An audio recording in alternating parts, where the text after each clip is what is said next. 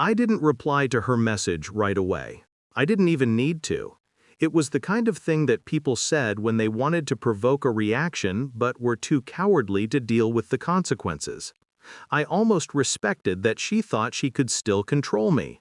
No place for you, the wedding is for more important people. I read it, stared at it, and smiled.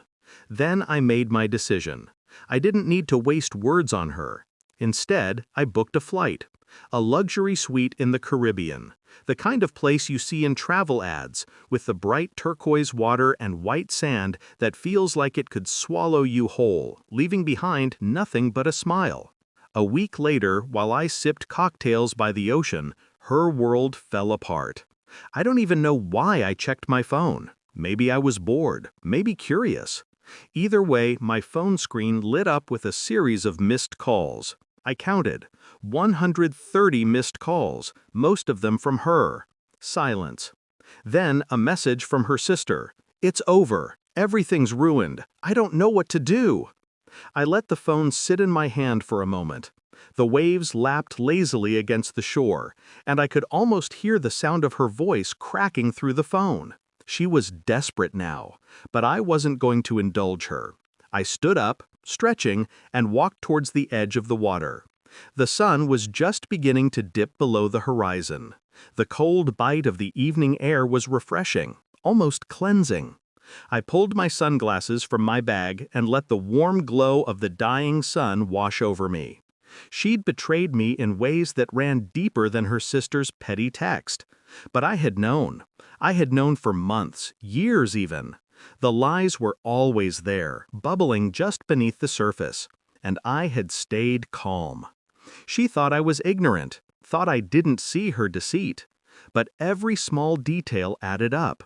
Every late night she claimed she was working late. The sudden trip she took, her business meetings that didn't exist.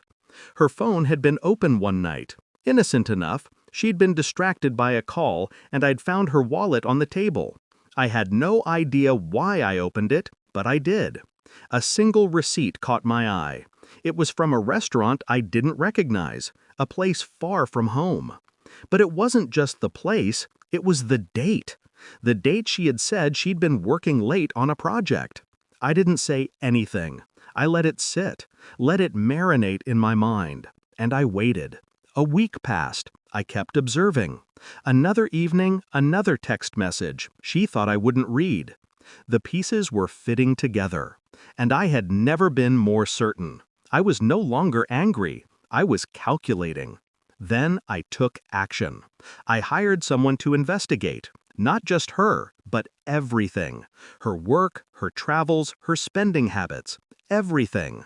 The phone records came in first. Nothing too surprising there. But the flight itineraries? Those were damning. So were the hotel bookings, and the payments made to an account under her name. I waited. I didn't need to confront her. Not yet. 2 weeks later, I stood in front of her, holding everything I needed. A single envelope, thick with paper.